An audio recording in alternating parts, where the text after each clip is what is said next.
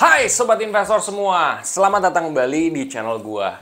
Ya, jadi gua akan melakukan pembawaan yang beda ya dibandingkan dengan rata-rata gua bikin konten. Siapa tahu ini bisa lebih menarik di mata teman-teman semua.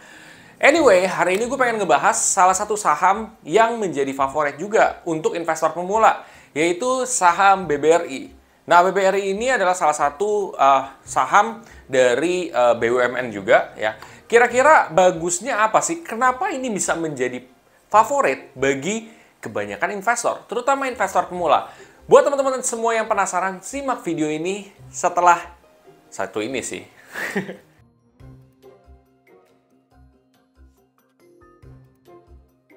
BBRI, oke. Jadi BBRI itu bagusnya apaan sih gitu? Ini kok bisa menjadi favorit orang gitu, terutama investor pemula. Apa sih secret ingredients-nya? Coba teman-teman semua lihat di halaman kinerja masa lalu.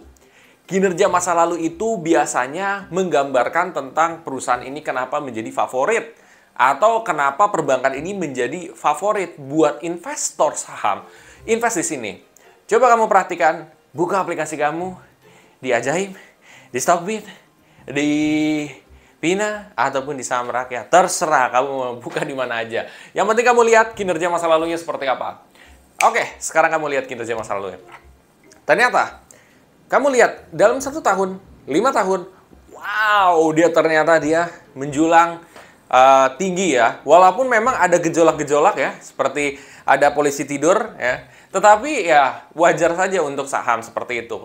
Bahkan banyak kali bahwa turunnya drastis banget gitu. Banyak saham-saham lain seperti itu. Tetapi saham BBRI ini sangat performanya cukup bagus di masa lalunya.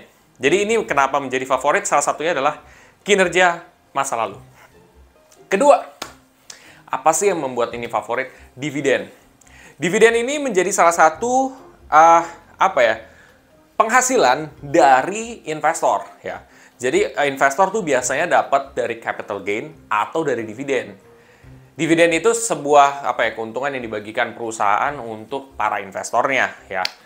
Nah, kalau misalkan dividen di sini dia bagi tuh setahun adalah sekali gitu. Nah, ini merupakan salah satu faktor yang menarik ya buat para investor juga.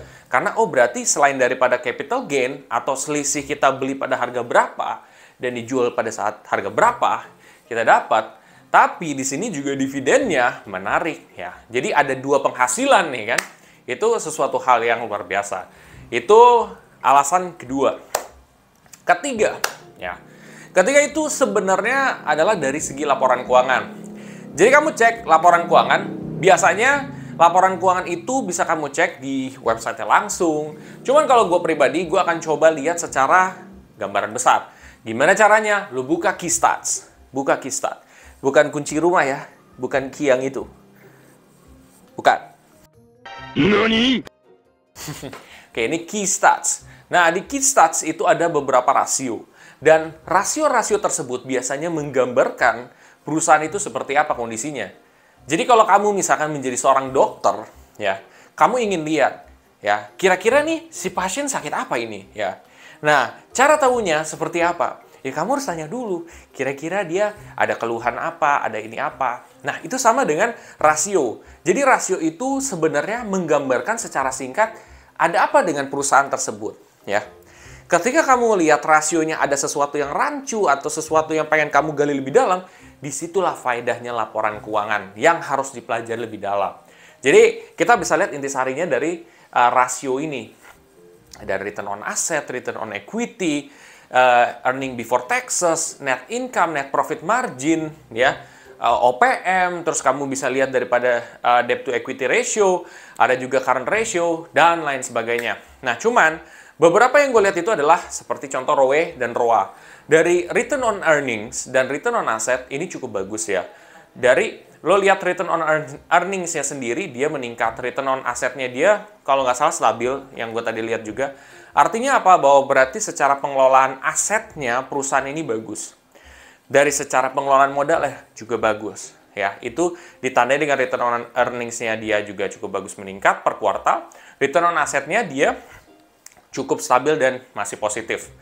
Nah, kalau misal return aset tuh positif itu maksudnya apa? Artinya, lo punya aset nih, ya.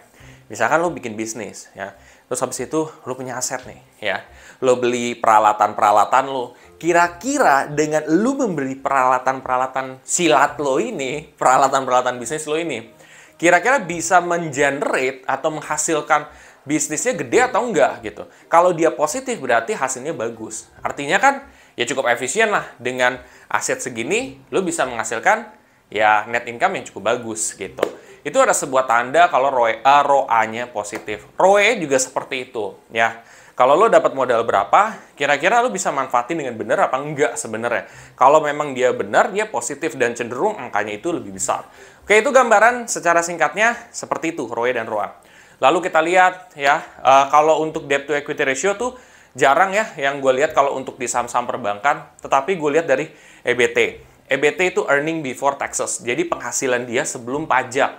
Nah, gue lihat per kuartal dia sudah meningkat. Artinya apa? Artinya progresnya bagus.